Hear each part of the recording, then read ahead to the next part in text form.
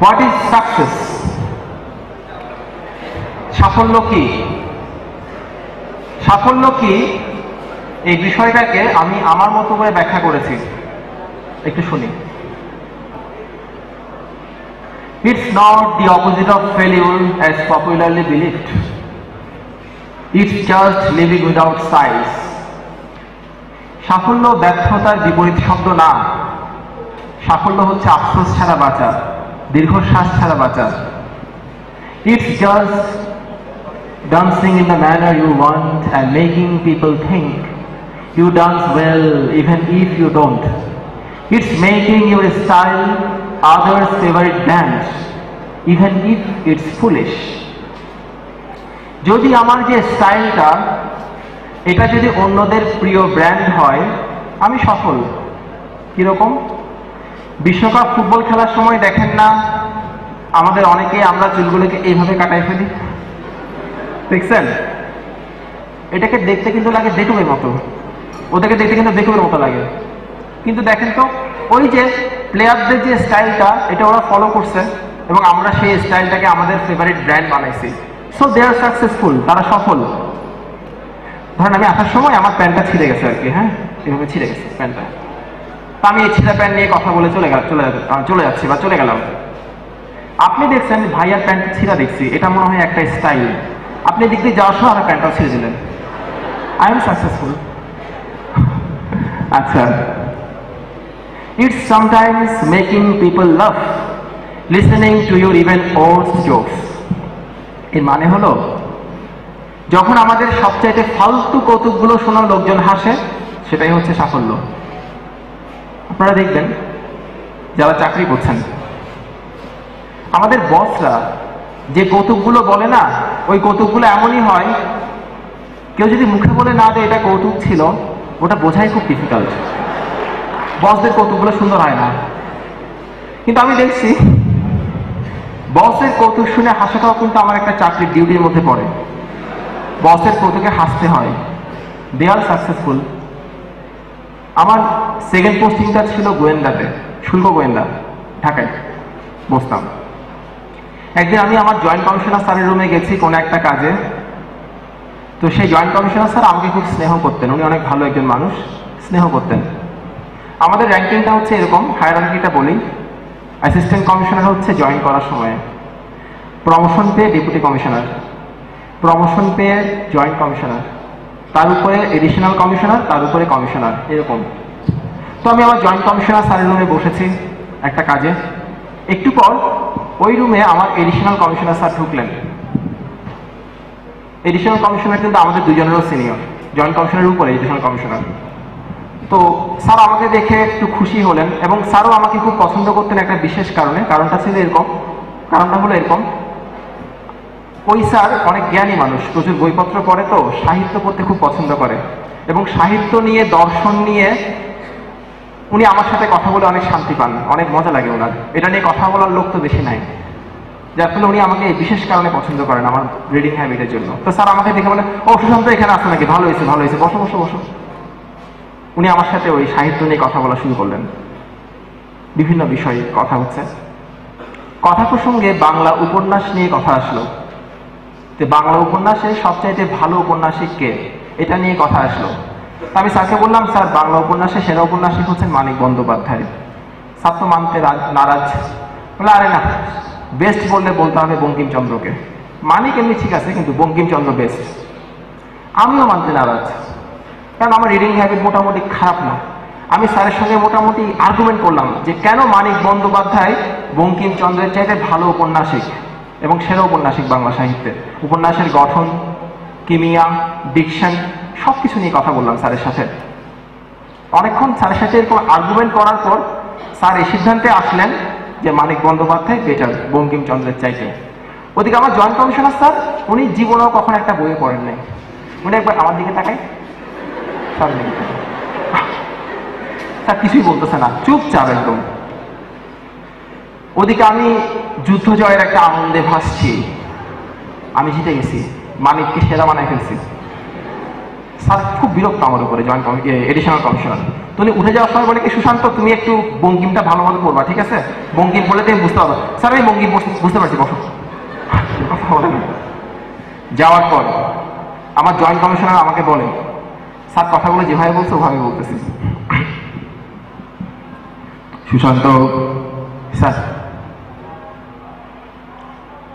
বঙ্কিম যদি মানিক থেকে ভালো উপন্যাস লিখে তোমার কোনো ব্যক্তিগত সমস্যা আছে?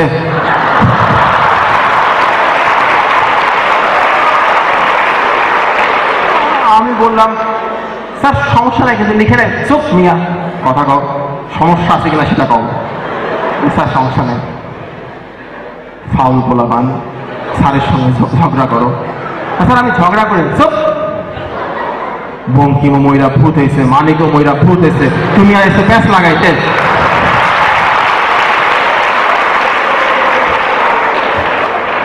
আমি স্যার প্যাঁচ লাগাই নাই স্যার, আমি আসলে জিনিসটা। চুপ নিয়া, আমি কিছু বুঝি না, আমার আবার বোঝানো শুরু করছো, ফাউল পোলা। তাই তোমার চাকরির বয়স কতদিন হয়েছে? আমি বললাম স্যার 1 বছর 8 মাস। কখনো চাকরি বাকরি করছো নাকি প্রথম চাকরি? স্যার প্রথম চাকরি। চাকরি বাকরি করার ইচ্ছা কম, বুঝতে পারছি। স্যার বিষয়টা শোনো মিয়া, চাকরি বাকরি করো নাই, কোনো অভিজ্ঞতা নাই, জুনিয়র পোলাপান, কথা বেশি কও। আমি যখন চাকরিতে জয়েন করছিলাম তখন আমার পোস্টিং ছিল কুষ্টিয়াতে। কুষ্টিয়া হচ্ছে যশোর কমিশনারেটের আন্ডারে। আমাদের যে কমিশনার স্যার ছিল, ওই স্যারের সাথে আমরা সবাই টেনিস খেলতাম সন্ধ্যাবেলা। ওই কমিশনার এত বাজে টেনিস খেলতো, তার সাথে টেনিস খেলায় হেরে যাওয়াটা অনেক কঠিন ছিল। অথচ দেখো, এই কাজটা আমি দিনের পর দিন করে গেছি। আমার কি কষ্ট হয় নাই স্যারের সঙ্গে হেরে যেতে?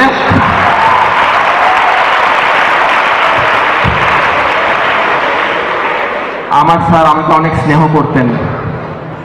আমার সঙ্গে আমার 3 ব্যাচমেট জয়েন করছিল কুষ্টিয়াতে, সরি যশোরে জয়েন করছিল। স্যার যখন মিটিংয়ে থাকতো তখন আমাদেরকে বলতো, ওই যে 3 জন জয়েন করছিল তারা কখনোই স্যারের সঙ্গে হারে নাই, সবসময় জিতে যেত, কারণ স্যার তো খেলতেই পারে না। অথচ আমি সবসময় হেরে গেছি। এবং স্যার মিটিংয়ে বলতো, এই ছেলেটা খুব ভালো ছেলে, খালি একটু টেনিস কম পারে। আমি তারে প্রতিদিন সন্ধ্যাবেলা টেনিস খেলা শিখাই। বুঝছো মিয়া, স্যারের সাথে খেলা দেখো উনি কি জিনিস। আমি দিনের পর দিন স্যারের সঙ্গে হেরে গেছি, আমার পোস্টিংও ভালো হয়েছে। কিছু বুঝলা? শোনো, বুঝছো, যদি জিততে চাও বসের সঙ্গে হাইরা যাবে, মনে থাকবে? জি স্যার মনে থাকবে। স্যারের কথাটা আমি এখনো স্মরণ করি। আচ্ছা, it's making others hear you even when you don't speak. It's taking the opportunity to tell others that meeting your previous million failure was essential anyway. It's making your failures worth mentioning by you or by others. It's living in your own way and let others live in their own ways. এর মানে হচ্ছে,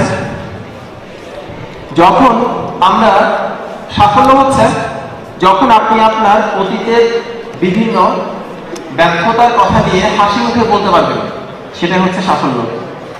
যখন আপনার ব্যর্থতা নিয়ে অন্যরা বলবে এবং সেটা আপনি মাইন্ড করবেন না, এটাই সাফল্য।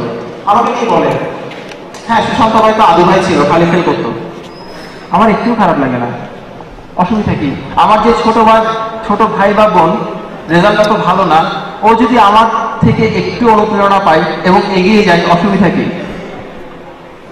আমি কিন্তু আমার ব্যর্থতা নিয়ে হাসি মুখে কথা বলছি আপনাদের সাথে, এবং হাসি মুখে কথা বলার যে যোগ্যতা অর্জন করার, এটাই সাফল্য। পরের স্লাইডটা। তো বিসিএস এবং আইবিএ ভর্তি পরীক্ষা নিয়ে আমার বেশ কিছু নোট আছে ফেসবুকে, বেশ কিছু মানে অনেকগুলো নোট আছে। তো একটা ডে লং সেশনে সবগুলো কথা বলা তো সম্ভব না, তো আমি এখন বিসিএস নিয়ে কথা বলা শুরু করব। তবে আমি আপনাদের পরামর্শ দিচ্ছি, খুব ভালো হয় যদি আপনারা ফেসবুক থেকে আমার নোটগুলো একটু কষ্ট করে পড়ে নেন। এগুলো বিভিন্ন পেপারের জন্য লেখা, কালের কণ্ঠ এবং প্রথম আলো, যার ফলে অনেক যত্ন করে লেখা। আপনারা অনেকগুলো টিপস ওখানে পেয়ে যাবেন, সব নোটস পাবলিক করা, কোনো সমস্যা হবে না। আর নোটগুলো পড়ার সময় দেখবেন অনেকগুলো কথা আপনাদের এক্সপিরিয়েন্সের সঙ্গে মিলছে না, আপনাদের অভিজ্ঞতার সাথে মিলছে না। আমি আপনাদের বলবো, যেহেতু এই জার্নিটা আপনার জন্য নতুন জার্নি, সো এই জার্নিতে অনেকগুলো টেকনিক আপনি পাবেন, যে টেকনিকগুলো আপনার জন্য নতুন, অভিনব। গ্রহণ করার চেষ্টা করেন। আমার বাসায় ইঁদুরের উপদ্রব হলো, আমি একটা বিড়াল কিনবো ইঁদুর মারার জন্য। আমাকে একটু বলেন তো, ওই বিড়ালের রং, গায়ের রং কি সাদা নাকি কালো, ওটা দিতে আমার কোনো দরকার নাই। আমার দরকার কি বলেন তো, বিড়ালটা ইঁদুর মারতে পারে কিনা, এত কিছু দরকার নাই। এটা মাথায় রেখে নোটগুলো পড়বেন। পরের স্লাইডটা। আইবিএ ভর্তি পরীক্ষা এবং বিসিএস পরীক্ষার ডুজ এবং ডোন্টস। আইবিএ ভর্তি পরীক্ষা এবং বিসিএস পরীক্ষায় কি কি করা উচিত এবং কি কি করা উচিত না, সেগুলো নিয়ে কথা বলছি। পরের স্লাইডটা। হিউম্যান বিহেভিয়ার, একটা ভিডিও ক্লিপ চলবে, হিউম্যান বিহেভিয়ার নামে আছে। ক্লিপটা খেয়াল করেন, এখানে কি বলতে চাচ্ছে খেয়াল করেন। হ্যাঁ, এটাই। आज रिजल्ट लगने वाले थे। তো আমি যখন পড়াশোনা শুরু করলাম বিসিএস পরীক্ষার জন্য, তখন আমি দেখলাম কি, যারা বিসিএস পরীক্ষার জন্য প্রিপারেশন নিচ্ছেন তারা সবাই আমার থেকে অনেক দূর এগিয়ে গেছে। আমার বন্ধুরা সবাই আমার থেকে অনেক এগিয়ে গেছে। বন্ধু যদি ভালো করে, বন্ধু যদি ফেল করে, খারাপ করে, তখন আমাদের একটু মন খারাপ হয়। কিন্তু বন্ধু যখন আমার চেয়ে ভালো করে, তখন কিন্তু প্রচন্ড মেজাজ খারাপ হয়, কিছু করার নাই। তখন আমি খুব কষ্ট হলো আর কি, মনের মধ্যে খুব কষ্ট হলো, ওরা সবকিছু পারে, আমি কোনো কিছু পারি না। তখন মনে হলো আমার দিয়ে হবে না এটা, আসলেই সবাই সবকিছু পারে, আমি যে কত কম পারতাম। একটা এক্সাম্পল দিই। ক্লাসে একবার এক স্যার আমাকে দাঁড় করায় জিজ্ঞেস করতেছে, দেখি বলেন তো ভারতের পররাষ্ট্রমন্ত্রীর নাম কি? পরে জানতে পারছি থেকে বিদেশ মন্ত্রী বলে, আগে জানতাম না আমি। তো আমি দাঁড়ালাম, আমি বললাম স্যার পারি না। আমার কাছে মনে হচ্ছে অনেক কঠিন প্রশ্নটা, না পারতেই পারি। পরে দেখলাম আশেপাশে সবাই হাসাহাসি করতেছে। ওদের হাসাহাসি দেখে আমি তখন বুঝতে পারলাম এই কোয়েশ্চেনটা সোজা ছিল, এটাকে আমি বুঝতে পারি না সোজা কোয়েশ্চেন ছিল। তখন উনি আমাকে বললেন, আপনি এটা পারেন না কেন? আপনি সুশান্ত পাল না? জি স্যার। চুয়েটে পড়াশোনা করছেন, কম্পিউটার ইঞ্জিনিয়ার, এটা পারেন না, এটা কি কি হইলো? আপনার সম্পর্কে অনেক সুনাম শুনছি, আপনি তো কিছুই পারেন না, এটা তো পারা উচিত ছিল ভাই। আপনার বয়স কত? বললাম বয়স। চিন্তা করলাম আমি বয়স জিজ্ঞেস করে কেন, বিয়েটাই দিবে নাকি? ও আচ্ছা, আপনি তো ভাই অনেকবার বিসিএস দিতে পারবেন, 4-5 বার বিসিএস দেওয়ার এজ আছে, অসুবিধা নাই, চেষ্টা করে যান। 30তম বিসিএস হওয়ার কোনো সুযোগ নাই, পরে কোনো একটা সময় পারবেন, বাট থামাবেন না, চেষ্টা করে যান। এটা ছিল আমার সম্পর্কে ওনার অ্যাসেসমেন্ট একেবারে প্রথম ক্লাসে। খুব মেজাজ খারাপ হয়েছিল আমার কাছে মনে হচ্ছে ঠিক আছে আমি পারি না, এভাবে বলতে হবে। পুরো প্রেস্টিজের ফালুদা করে ছেড়ে দিচ্ছে আমাকে। তখন মনে হয়েছিল এই মানুষটা আমাকে তো চিনেও না, আজকে ওনার সঙ্গে আমার প্রথম দেখা, উনি প্রথম দেখায় আমাকে বলছে আমি বিসিএস পারবো না, 30তম বিসিএস আমাকে দিয়ে হবে না। যে মানুষটা আমাকে চিনে না, প্রথম দেখায় আমার সম্পর্কে কোনটা ফাউল কমেন্ট করতে পারে, এই মানুষটার ব্যক্তিত্ব বলতে কোনো কিছু নাই, এটা মনে হয়েছিল আমার কাছে। এবং আমি তখনই সিদ্ধান্ত নিয়েছি এই ব্যাটার ক্লাস আমি জীবনও করবো না। আমি পারি না এটা শোনার জন্য কোচিং এ আসছি, বাসায় বসে থাকলে তো আম্মা 10 বার বলে দিনের মধ্যে আমি কিছু পারি না, এত কষ্ট করে কোচিং আসার কি দরকার? ওনার কাছে আমি আর করি নাই কখনো। কোচিং এ পরীক্ষা নিচ্ছে ইন্টারন্যাশনাল অ্যাফেয়ার্স এর মডেল টেস্ট। প্রথম মডেল টেস্টে আমি পাইছি কত জানেন? 100-তে 17। সেকেন্ড হাইস্ট, মানে সেকেন্ড লোয়েস্ট, কি বলতেছি আমি, সেকেন্ড লোয়েস্ট মার্কস ছিল 38, আমার দ্বিগুণের চাইতেও বেশি। পরে তো আসলে খুব খারাপ লাগছে, মানে আমি কিছু পারি না কেন? আমি সাধারণ জ্ঞান পারতাম না, একেবারেই পারতাম না। আমি বাংলা, ইংরেজি, বিজ্ঞান এবং অঙ্ক এগুলো যে কোনো স্টুডেন্ট থেকে ভালো পারতাম, আর সাধারণ জ্ঞান সবচেয়ে বাজে স্টুডেন্ট থেকে কম পারতাম, কিছুই পারতাম না। এর কারণ ছিল আমি পেপার পড়তাম না, তো পেপার পড়তে আমার ভালো লাগতো না। পেপার না পড়ার কারণে আমার সাধারণ জ্ঞান নিয়ে আসলে কোনো উৎসাহ ছিল না, জ্ঞানও ছিল না, নলেজও ছিল না। তো এরকম একটু পরে স্লেটে দেন, এরকম ভাবে আমি আসলে শুরু করছি। তখন আমি ভাবলাম যে আমি আসলে কি করব, আমার কি বিসিএস এর প্রিপারেশন নেওয়া উচিত? সবাই তো অনেক কিছু পড়ে ফেলছে আগে থেকে, যারা শুরু করতেছেন প্রিপারেশন তাদের এই কথাগুলো কাজে লাগবে। সবাই তো অনেক কিছু পড়ে ফেলছে আগে থেকে, আমি তো কিছুই পড়ি নাই, সামনেই পরীক্ষা, আমি কি করব? তখন আমি চিন্তা করলাম, দুইটা কাজ করলাম। নাম্বার 1, আমি বোঝার চেষ্টা করলাম ওরা যেটা পারে, ওরা যা যা পারে বাকিরা, আসলে সেগুলো পারার দরকার কতটুকু এটা বোঝার চেষ্টা করলাম। কিভাবে চেষ্টা করলাম? ধরেন আমি দেখতাম লোকজন ছড়া, কবিতা, গান, গল্প দিয়ে পদ্মা নদীর শাখা নদী, পদ্মা নদীর উপনদী, গতিপথ কিংবা বিশ্ব মানচিত্রে বিভিন্ন জায়গাতে কোথায় কয়টা দেশ আছে, কোন দেশ আছে, এইসব মুখস্থ করতো ছড়া টড়া দিয়ে। আরো ভয়ঙ্কর বিষয় হচ্ছে বিশ্বের বিভিন্ন দেশের রাজধানী এবং মুদ্রার নাম মুখস্থ করে ফেলতো। তখন আমি কোয়েশ্চেন ঘাটা শুরু করলাম, প্রচুর কোয়েশ্চেন ঘাটা শুরু করলাম, কোয়েশ্চেন সলভ করা শুরু করলাম। স্টাডি, আপনারা যারা ওখানে দাঁড়িয়ে আছেন এখানে বুঝতে পারেন, এখানে অনেকগুলো সিট খালি আছে, ফাঁকা আছে, যারা দাঁড়িয়ে আছেন এখানে বুঝতে পারেন চাইলে, ফাঁকা আছে এখানে। তখন আমি কোয়েশ্চেন স্টাডি করা শুরু করলাম। কোয়েশ্চেন স্টাডি করতে গিয়ে আমি দেখলাম ওই যে বিভিন্ন নদীর গতিপথ, শাখা নদী, উপনদী, মানচিত্র, হাবি জাবি, ওখান থেকে কোয়েশ্চেন আসে খুব বেশি হলে একটা থেকে দুইটা, বেশি কোয়েশ্চেন আসে না। এই যে মানচিত্র, মুদ্রা এবং রাজধানী, ওখান থেকে কোয়েশ্চেন আসে কয়টা বলেন তো? আপনারা জানেন তো, বলেন না কয়টা কোয়েশ্চেন আসে? ম্যাক্সিমাম একটা। অথচ এই এক মুদ্রা রাজধানী যদি আমি সবগুলো মুখস্থ করতে যাই আমার সময় দরকার হবে 4 থেকে 5 দিন, ঠিক কিনা? এই 1 মার্কসের জন্য আমি 4 থেকে 5 দিন পরিশ্রম করলাম। ওই 4 থেকে 5 দিন যদি আমি অঙ্ক করতাম, বিজ্ঞান করতাম, বাংলা করতাম, তাহলে আমার মার্কস বাড়তো কমপক্ষে 30 থেকে 40। কোনটা ভালো আমার জন্য? অবশ্যই সেকেন্ড অ্যাপ্রোচটা ভালো। আমি একটা কথা বলছিলাম, পরিশ্রম করবেন ঠিক আছে, রাত্রে ঘুমাবেন না ঠিক আছে, তার আগে শিওর হয়ে নেন যে পরিশ্রমটা ঠিক আছে কিনা, ঠিক মতো পরিশ্রম করা হচ্ছে কিনা, এটা খুব ইম্পর্টেন্ট। তখন আমি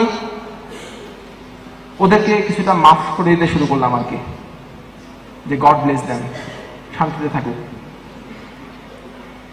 এরপর আরেকটা কাজ করছিলাম, ধরেন এমনি বলার জন্য বলতেছি, আমি যখন স্কুলে পড়তাম, কলেজে পড়তাম, 9 10 ইন্টারমিডিয়েটে পড়তাম, তখন আমি যে সময়টাতে গার্লস স্কুলের সামনে গিয়ে দাঁড়িয়ে থাকতাম সারাদিন সকাল থেকে বিকাল পর্যন্ত, তখন আমার স্কুলের যে ফার্স্ট বয়, সেকেন্ড বয়, ওরা গাধার মতো টেবিলে বসে পড়াশোনা করতো, খ্যাত ছিল পুরা, আনস্মার্ট পোলাপান সব।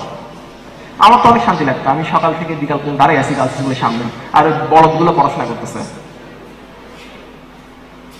ওদেরকে আমরা খ্যাত ডাকতাম, আনস্মার্ট ডাকতাম, ওরা পড়াশোনাই করে গেছে, শুধু লাইফটা পুরো হেল বানাই গেছে। যখন চাকরির পরীক্ষা আসলো তখন কিন্তু সে আমার কম্পিটিটর, আমরা একই প্ল্যাটফর্মে পরীক্ষা দিচ্ছি, সেও বিসিএস দিচ্ছে, আমিও বিসিএস দিচ্ছি। এখন তার দায়িত্ব হচ্ছে সকাল থেকে সন্ধ্যা পর্যন্ত সে গার্লস স্কুলের সামনে গিয়ে দাঁড়াই থাকবে, আর আমাকে 15 থেকে 16 ঘন্টা গাধার মতো পড়াশোনা করতে হবে, এটাই নিয়ম। তো আমি দেখলাম আমি যদি ওদের সাথে কম্পেয়ার করি, এখন মনে করেন আমার স্কুলের একটা ছেলে অঙ্কে পাইছে 100, ছেলে না, মনে করেন আমার স্কুলের একটা অমানুষ অঙ্কে পাইছে 100, না যে অঙ্কে 100 পাইছে মানুষ হবে কেন, আশ্চর্য। তো আমি পাইছি 20 পাইছি। আমি চিন্তা করলাম আমাকেও 100 পেতে হবে, আমি তার সঙ্গে নিজেকে কম্পেয়ার করা শুরু করলাম, তাকে যে করে হোক আমাকে ছুতে হবে, যে করে হোক ছুতে হবে। একটু দেখেন তো ভাই, ও যে 100টা 100 পাইছে, ওকে একদিনে পাইছে? ও দীর্ঘদিনের প্র্যাকটিসের ফলে সে 100টা 100 পাইছে, আর কিছুই না। এই যে আমি পড়াশোনা করি না, এই জন্য আমি 20 পাইছি। আমি যদি পরের দিন যদি 20-এর জায়গায় 24 পাই, আমি কিন্তু স্টিল ফেল করছি। ধরেন 33-এ পাস, আমি 24 পেয়ে তাও ফেল করছি, কিন্তু আমি বলবো আপনাকে আমি আগের দিন 20 পাইছি, পরের দিন 24 পাইছি, আমি ফেল করছি ঠিক আছে, বাট আই এম সাকসেসফুল, কারণ আমি নিজেকে অতিক্রম করতে পারছি। যখন কোন একটা কম্পিটিটিভ পরীক্ষার জন্য প্রিপারেশন নেবেন, প্লিজ কখনোই নিজেকে আরেকজনের সঙ্গে কম্পেয়ার করবেন না। সবসময় ভাববেন আজকের আপনি গতকালকের আপনির চাইতে বেটার কিনা। যদি বেটার হন, ইউ আর সাকসেসফুল। কখনোই কাউকে নিজের সঙ্গে জাস্ট কম্পেয়ার করবেন, নিজের সাথে, অন্য কারোর সাথে না, তাহলে দেখবেন বিসিএস পরীক্ষাটা ছাড়তে ইচ্ছা করবে না। প্রতিদিন নিজেকে কন্টিনিউয়াসলি ডেভেলপ করেন, এটাকে কাইজেন বলে, কন্টিনিউয়াস ডেভেলপমেন্ট, কাইজেন বলে, এটা ফলো করেন। হ্যাঁ, পরেরটা, এই জগতে হাই কে পড়িতে চায়, এই কথাটা কার? এই কেউ কেউ বলছে উইনস্টন চার্চিল, চার্চিল বাংলা জানতো? চার্চিল বলছে when you are going through the hell keep going। মাঝে মাঝে পড়তে ইচ্ছা করতো না, মাঝে মাঝে পড়তে ইচ্ছা করবে না, এটাই স্বাভাবিক, কেমন, খুবই স্বাভাবিক। যখন পড়তে ইচ্ছা করতো না তখন আমি কি করতাম, এটাও শুনি অনেক সময়। আমার পড়তে ইচ্ছা করতেছে না, তখন আমি এই যে পড়তে ইচ্ছা করতেছে না, তখন যে কাজটা করতে ইচ্ছা করতেছে ওইটাই করতে থাকতাম। কি করতে ইচ্ছা করতেছে? দেখবেন আমরা যখন পড়াশোনার চাপে থাকি তখন দেখবেন ওই ময়ূর ম্যাডামের যে মুভিটা, ময়ূরের যে মুভিটা, ওটা তো মনে হবে ক্লাসিক মুভি, পৃথিবীর শ্রেষ্ঠ মুভি মনে হবে, এটা স্বাভাবিক। তো আমি তখন ধরেন মুভি দেখা শুরু করলাম, মুভি দেখতে ভালো লাগতেছে আমার। আপনারা কেউ ময়ূরে আত্মীয় আছেন ভাই? আমি ফান করে বলতেছি, প্লিজ ওনাকে গিয়ে বলে দিয়েন না, এবং ওনাকে গিয়ে বলে দিলে সত্যি বলছি কিছুই হবে না। আচ্ছা, তো এখন আমি তখন মুভি দেখা শুরু করলাম, কারণ আমার পড়াশোনা করতে ইচ্ছা করতেছে না। একটা মুভি দেখলাম, দুইটা মুভি দেখলাম, তিনটা মুভি দেখলাম। আমি আমার লাইফে সর্বোচ্চ 4টা মুভি দেখছি টানা, একটা। এবং মুভি দেখার সময় কিন্তু অনেক ব্রেনে প্রেশার পড়ে, কারণ বুঝে বুঝে মুভি দেখতে হয়। তো এই মুভি দেখতে গিয়ে আমি দেখলাম কি আমার 2 দিন পড়াশোনা হয় নাই। এই যে চার্চিল যে কথাটা বলছে, when you are going through the hell keep going। যদি কখনো দেখো তুমি জাহান্নামের মধ্য দিয়ে যাচ্ছ, যেতে থাকো, যেতে থাকো, দেখো না কি হয়। আমার পড়তে ইচ্ছা করতেছে না, আমি মুভি দেখতেছি, মুভি দেখতেছি।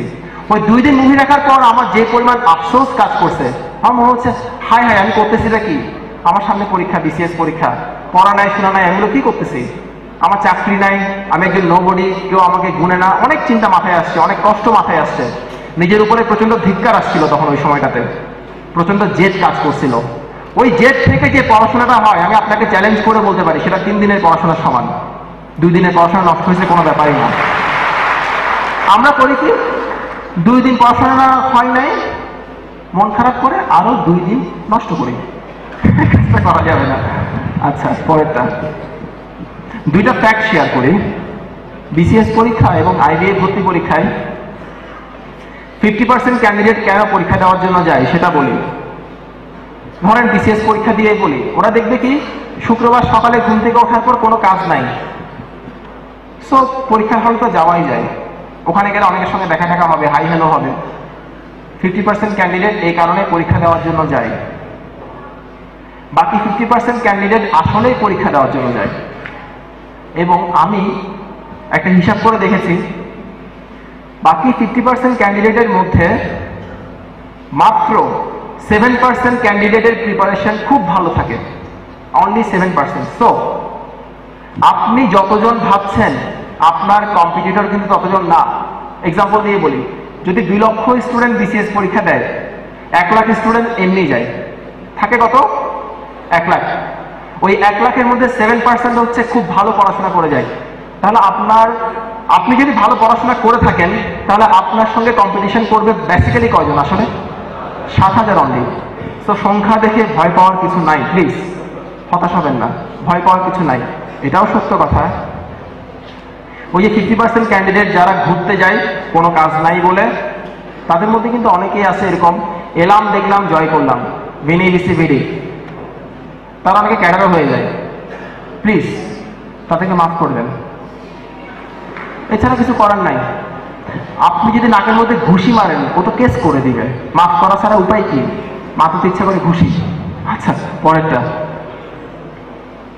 তো বিসিএস পরীক্ষা এবং আইবিএ ভর্তি পরীক্ষার কোনো সুনির্দিষ্ট সিলেবাস নাই, সে কারণে এই দুটো পরীক্ষায় 100% প্রিপারেশন নেওয়া কারো পক্ষেই সম্ভব না। এক্ষেত্রে আমার যুক্তি হলো, আমি যেটা বিশ্বাস করি, আমি 100% পড়াশোনা করব, প্রিপারেশন নেওয়ার চেষ্টা করব। সেই 100% থেকে 60% ভুলে যাব, মনে থাকবে খুব বেশি হলে 40%। আমার কাজ সেই 40%কে 100% করে পরীক্ষায় লিখে দিয়ে আসা, তাহলে ক্যাডার হব। তো বিসিএস পরীক্ষায় আপনি কি কি পড়বেন সেটা বের করার চাইতে গুরুত্বপূর্ণ হচ্ছে কি কি পড়বেন না সেটা বের করার। আমি এটা প্রায় সময় বলি আর কি কি পড়বেন না কিভাবে বের করবেন, পরের স্লাইডে আছে এটা।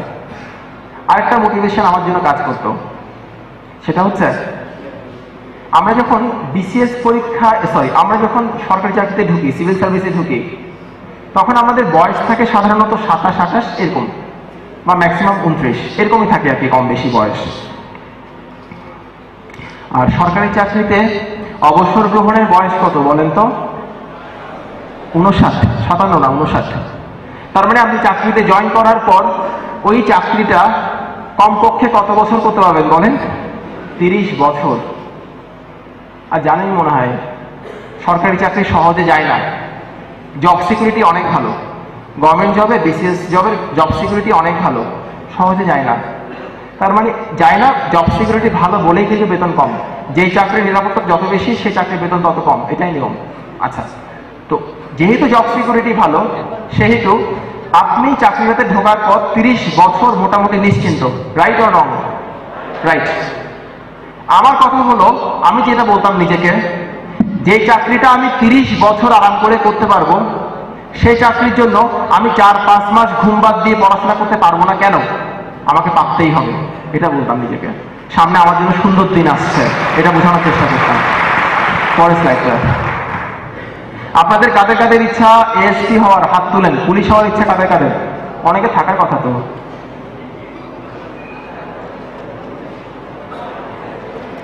অনেকেই আছেন, ফাইন। আমার সেকেন্ড চয়েস পুলিশ ছিল। যাদের পুলিশ হওয়ার ইচ্ছা তারা এই ভিডিওটা দেখেন, যাদের পুলিশ হওয়ার ইচ্ছা নাই তারা এই ভিডিও নায়কটাকে দেখেন অথবা নায়িকাকে দেখেন, ঠিক আছে? IPS IPS IPS IPS.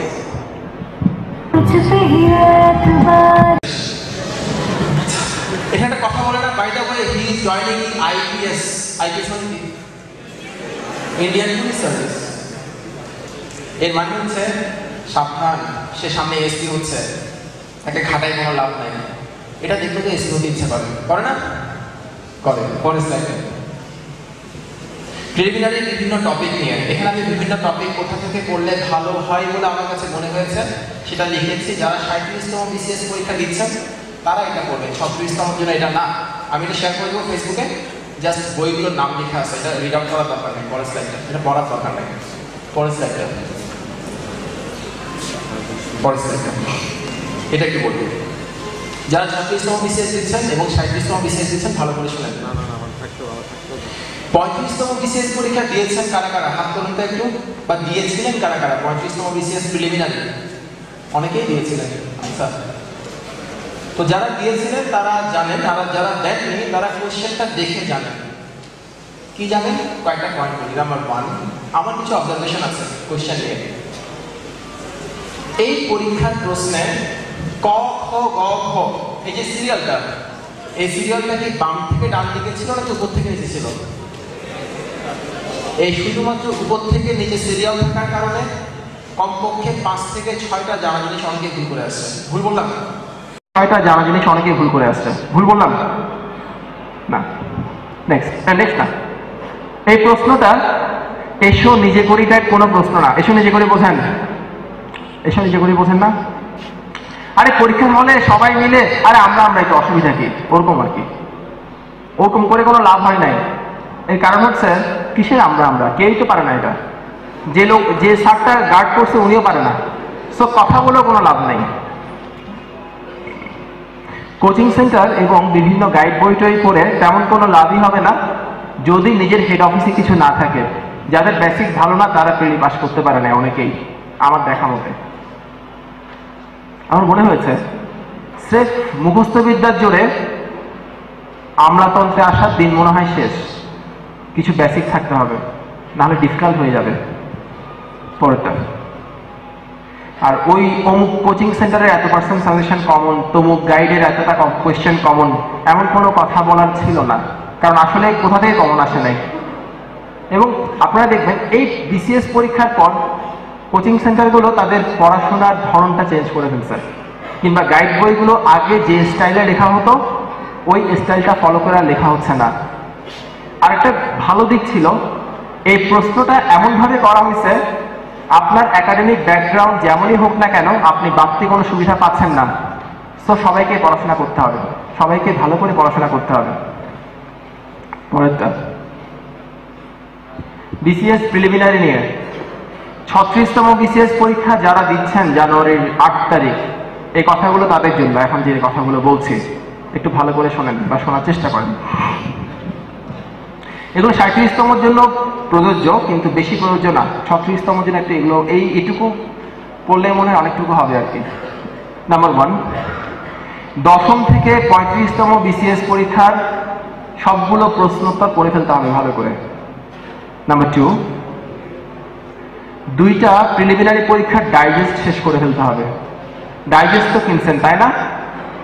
আপনাদের বলি, একটা ডাইজেস্ট যদি শেষ করতে পারেন একটু কষ্ট করে, বেশি পরিশ্রম করে, সেকেন্ড ডাইজেস্টটা শেষ করাটা আপনার জন্য সহজ হবে। কারণ বেশিরভাগ কোশ্চেন হচ্ছে রিপিট কোশ্চেন, একই রকম কোশ্চেন। একটা গাইড বই যদি আপনি ভালো করে শেষ করতে পারেন, পরের গাইড বই শেষ করতে আপনার কোনো সময় লাগবে না। বেশিরভাগ প্রশ্নই হচ্ছে রিপিট। প্রথমটা শেষ করাটা ডিফিকাল্ট, প্রথমটা শেষ করার জন্য অনেক এফোর্ট দিতে হয়। সময় পেলে 2টা জব সলিউশন পড়ে ফেলতে পারেন, অন্তত একটা, 2টা না হলে অন্তত একটা জব সলিউশন পড়ে ফেলবেন। 2-3টা মডেল টেস্টের গাইড বই কিনবেন এবং প্রতিদিন অন্তত 4 সেট মডেল টেস্ট দিবেন। 4 সেট, প্রতিদিন অন্তত 3 থেকে 4 সেট মডেল টেস্ট দিয়ে নিজেকে জাজ করবেন আপনি কত পাচ্ছেন প্রতিদিন। পেপার পড়ার সময় পুরো পেপার না পড়ে শুধু হেডলাইনগুলো পড়বেন। পুরো পেপার পড়ার কোনো সময় আপনাদের নাই, শুধু হেডলাইনগুলো পড়বেন। এবং 36তম বিসিএস পরীক্ষার যারা ক্যান্ডিডেট তারা অবশ্যই পেপারের আর্টিকেল পড়া বাদ দিয়ে দিবেন। আমি ওই দিনও লিখছি, একটা লেখা ছিল না প্রথম আলোতে গত শুক্রবার, না আগে শুক্রবার, ওখানে লিখছিলাম না একটা কথা, পেপারের আর্টিকেল পড়তে নিষেধ করছিলাম না, মনে আছে? এই সময় এটা পড়ার সময় না, ওখানে লিখছিলাম ফুল খেলবার দিন নয় নদ্য। পড়ছিলেন? এই কবিতাটা কাজ জানেন? সুভাষ মুখোপাধ্যায়ের কবিতা, অনেক সুন্দর কবিতাটা। বিসিএস সংক্রান্ত বিভিন্ন ওই যে কিছু স্পেশাল সংখ্যা বের করে না প্রফেসর, আজকের বিশ্ব বেশ করে না বোধহয়, current news, current world, current affairs, এগুলো কিনে ফেলে পড়ে ফেলতে হবে। পরের স্লাইডটা, আর কিছু না। তো যারা 37তম ক্যান্ডিডেট ওদের জন্য কিছু কথা আছে, এগুলো চাইলে আমি স্কিপ করতে পারি। এগুলোকে বলবো নাকি স্কিপ করবো? বিসিএস পরীক্ষার জন্য রেফারেন্স বই আপনাকে পড়তে হবে। রেফারেন্স বই কাহাকে বলে? একটা উদাহরণ দিয়ে বলি। মনে করেন বাংলার জন্য ওরাকল হচ্ছে একটা গাইড বই, লাললেন দীপাবলি হচ্ছে রেফারেন্স বই। রেফারেন্স বই বুঝতে পারছেন জিনিসটা কি? অনেকে আমাকে জিজ্ঞেস করে, ভাই রেফারেন্স বই জিনিসটা কি আসলে? আচ্ছা, এখন রেফারেন্স বইটা আপনি কিভাবে সহজে এবং ইফেক্টিভলি পড়তে পারেন এই বুদ্ধিটা দিচ্ছি। প্রথমেই আপনি আগের বছর বিসিএস পরীক্ষায় যে কোশ্চেনগুলো আসছে খুব ভালো করে পড়ে ফেলবেন। এটা 37তমের জন্য, 36তমের জন্য না। প্লাস জব সলিউশন কিনে পিএসসি নন ক্যাডার এক্সামের যে কোশ্চেনগুলো, এই কোশ্চেনগুলো খুব ভালো করে পড়ে ফেলবেন, খুব ভালো করে পড়ে ফেলবেন। আপনি যত বেশি কোশ্চেন সলভ করবেন আপনি তত বেশি এগিয়ে থাকবেন।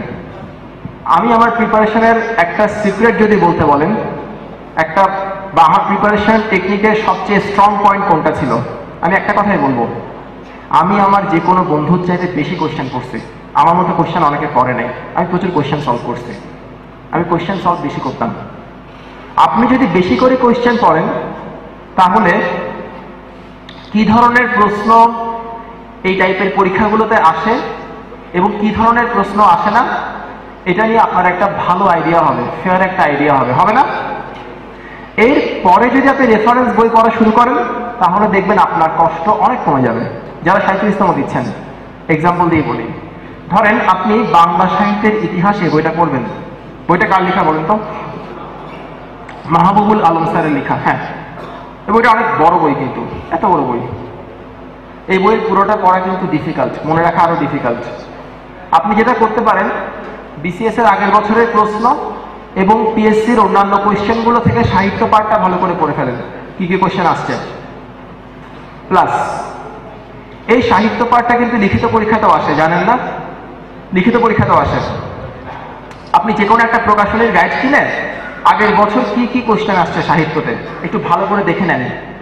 এরপরে যদি আপনি বাংলা সাহিত্যের ইতিহাস পড়া শুরু করেন তাহলে আপনি অবাক হয়ে যাবেন, ওই বইয়ের মাত্র 3 ভাগে 2 ভাগ পড়লেই চলে, পুরো বই মনে রাখার কোনো দরকার নেই, দাগিয়ে দাগিয়ে পড়বেন।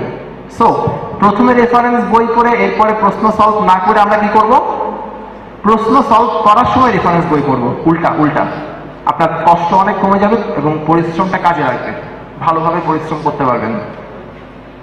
আচ্ছা, পরেরটা একটা গুড নিউজ দিচ্ছি সবাইকে, এবং সবার বিশাল একটা কষ্ট কমায় দিচ্ছি, সত্যি সত্যি কমায় দিচ্ছি। শোনেন, প্রিলিমিনারি পরীক্ষার জন্য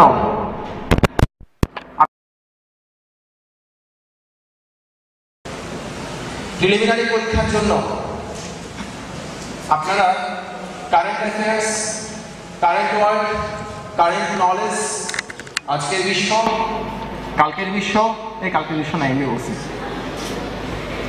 নতুন বিশ্ব, পুরান বিশ্ব না পুরান বিশ্ব নাই, অর্থনৈতিক সমীক্ষা, এই বইগুলো পড়েন না? পড়েন তো? কারা কারা পড়েন হাত তোলেন। আরে সবাই পড়েন, হাত কিন্তু তুলতেছেন না আমি জানি। এই বইগুলো পড়বেন না, এই বইগুলো পড়ার দরকার নাই। কষ্ট কিন্তু অনেক কমে গেছে।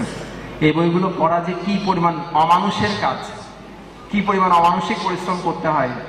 এই বইগুলো প্রিলির জন্য লাগে না, লিখিত পরীক্ষার জন্য লাগে না, শুধুমাত্র ভাইবার জন্য কাজে লাগে, আর কাজে লাগে না। এগুলো পড়া বন্ধ করে দেন। কেন বন্ধ করবেন? কারণটা আমি একেবারে প্রিসাইসলি বলছি, একটু খেয়াল করেন কারণটা।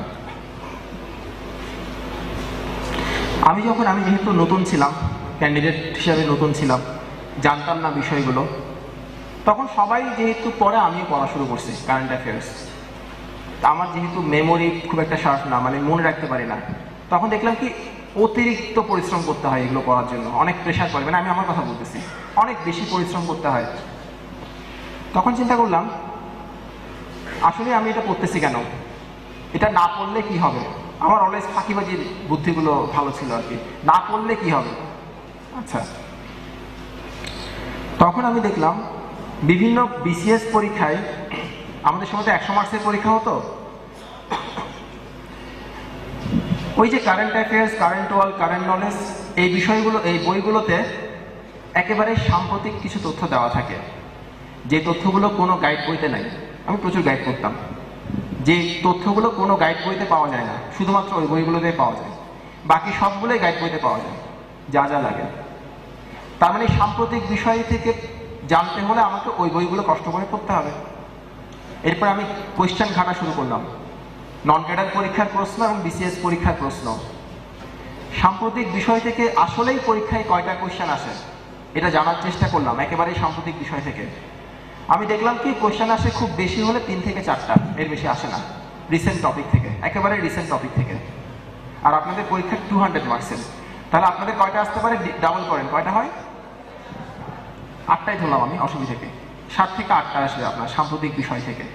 আচ্ছা, এর মানে দাঁড়ালো এই, আপনি কারেন্ট অ্যাফেয়ার্স বা এই জাতীয় বইগুলো না পড়লে আপনি 7 থেকে 8টা প্রশ্ন উত্তর করতে পারবেন না, তাই তো নাকি?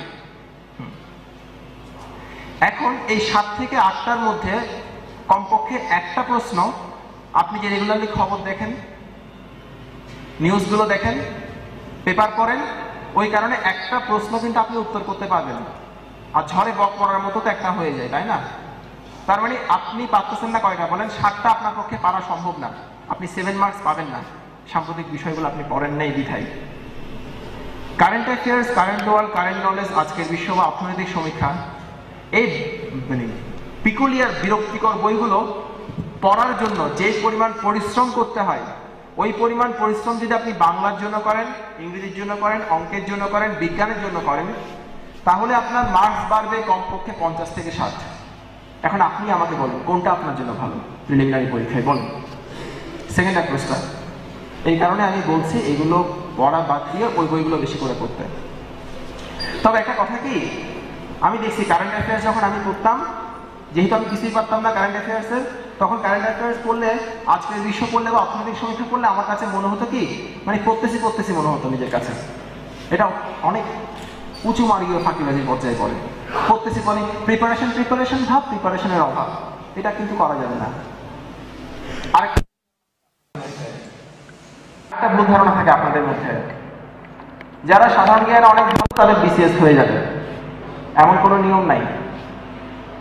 আপনার এক বন্ধু সাধারণ জ্ঞানে একদম অবাক করে দেওয়ার মতো ভালো, অনেক বেশি ভালো। তাকে যদি আপনি জিজ্ঞেস করেন, দেখি বলেন তো ক্লিনটনের ওয়াইফের বান্ধবীর পোষা কুকুরের নাম কি ছিল, সে বলে দিতে পারবে। আবার তাকে যদি বলেন, দেখি ট্রান্সলেশন করো তো আমার নানার একটি কালো কুকুর ছিল, সে বলবে my grandfather was A black dog. সত্যি বলছি, তার বিসিএস হবে না, তার বিসিএস হবে না। সো এই ব্যাপারগুলো একটু মাথায় রেখে প্রিপারেশন নিলে আপনার প্রিপারেশনটা ইফেক্টিভ হবে। খামাখা হুদায় করে কি হবে, একটু বুঝে শুনে করতে হবে। আচ্ছা, পরেরটা, কঠিন প্রশ্নগুলো কিভাবে করবেন একটা বুদ্ধি শিখাই দিই আপনাদের। কিছু কিছু প্রশ্ন থাকে বিসিএস পরীক্ষার জন্য, প্রিলিমিনারি প্রিপারেশন যারা নিচ্ছেন তাদেরকে বলতেছি, 37তম জন্য, এটা 36তম জন্য না। এই কথাগুলো আপনারা বলছেন বলে আমি বলতেছি, নাহলে বলতাম না। কিছু কিছু প্রশ্ন থাকে অসম্ভব কঠিন, অসম্ভব কঠিন, পড়লেও মনে থাকে না। আমি আপনাদের বলবো, যে প্রশ্নগুলো আপনার পড়লে মনে থাকে না সেই প্রশ্নগুলো আবার পড়েন। যদি তারপরও মনে না থাকে আবারও পড়েন, যদি তারপরও মনে না থাকে না পড়বেনই না। কিছু কিছু প্রশ্ন একটু মাফ করে দিতে হবে, খাই স্বভাব বাদ দিতে হবে। আমি দেখছি কি অনেক সময় ওই কঠিন প্রশ্ন কিন্তু 1 মার্কস, সহজ প্রশ্ন 1 মার্কস। একটা কঠিন প্রশ্ন পড়ার জন্য আপনি যে পরিমাণ সময় নষ্ট করতেছেন, ওই সময়ে 10টা সহজ প্রশ্ন মনে রাখা যায়, আপনার জন্য কিন্তু ওটা বেশি লাভজনক। একটু এই বিষয়গুলো একটু বিবেচনা করে করবেন, ভেবে করবেন, ভালো হবে। পরেরটা, পথের পাঁচালীর অন্তরালের পাঁচালী। যারা ভাবছেন প্রথমবারে বিসিএস হবে না তাদের জন্য একটু দেখেন, একটা ভিডিও ক্লিপ আছে।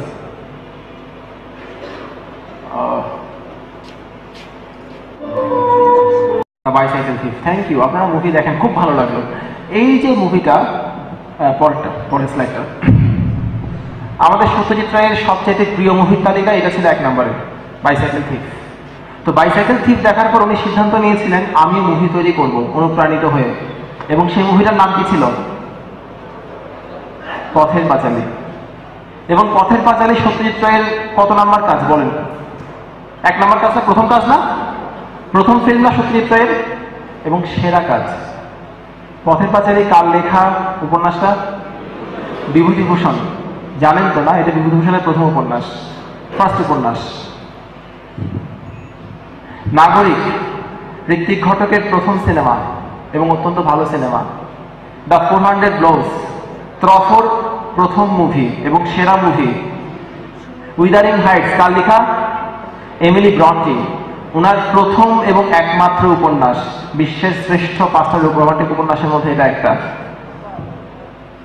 The catcher in the rye স্যালিঙ্গারের লেখা, এটাকে বলা হয় ইংরেজি সাহিত্যের পথের পাঁচালী বলে। To kill a mockingbird Harper লিয়ের লেখা, ওনার প্রথম কাজ। কাইট রানার কার লেখা? খালেদ হোসেনে, ওনার প্রথম কাজ।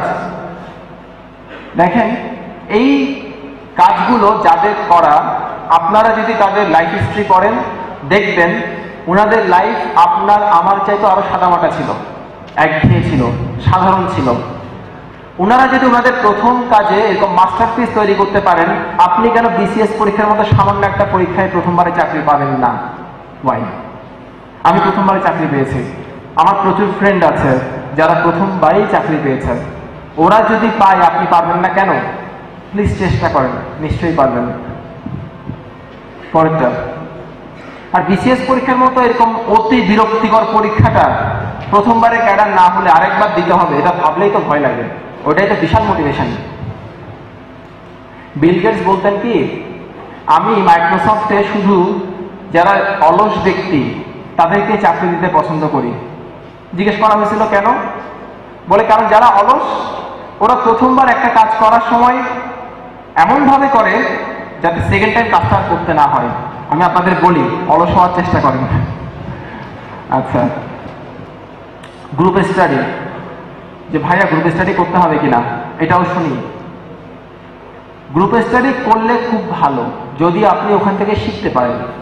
আর যদি এমন হয় গ্রুপ স্টাডি থেকে গল্প হয়, কেউ রান্না করে নিয়ে আসে, ওটা খাওয়া দাওয়া হয়, তাহলে গ্রুপ স্টাডি কোনো লাভ নাই। আমি যখন গ্রুপ স্টাডি করতাম তখন দেখতাম কি আমার চাইতে সবাই ভালো পারে, সবাই বেশি পারে, আমি কিছুই পারি না। তখন আমার মেজাজ খুব খারাপ হতো। আমি তখন করতাম কি, যারা যারা বেশি পারে তাদেরকে ডিস্টার্ব করার চেষ্টা করতাম, যাতে তারা পড়াশোনা করতে না পারে। বিভিন্ন আলতু ফালতু বিষয় নিয়ে কথা বলতাম। যেমন মনে করেন ঐশ্বরিয়ার তো অমুকের সঙ্গে অ্যাফেয়ার হয়েছে, এই টাইপের কথাবার্তা বলতাম আর কি। তোরা একটা সময় বিরক্ত হয়ে বলছে, শান্ত ভাই আপনি গ্রুপ স্টাডি করতে আসার দরকার নাই, আপনি খুব পেন দেন ভাই, আপনি আইসেন না। সুবহানাল্লাহ, আমি তো খুব খুশি হয়েছি, আর আসার দরকার নেই। আমি বাসায় পড়ছি, গ্রুপ স্টাডি করতাম না। তবে আপনার যদি গ্রুপ স্টাডিতে পড়াশোনা হয়, আপনি গ্রুপ স্টাডি করবেন, কোনো অসুবিধা নেই। পরে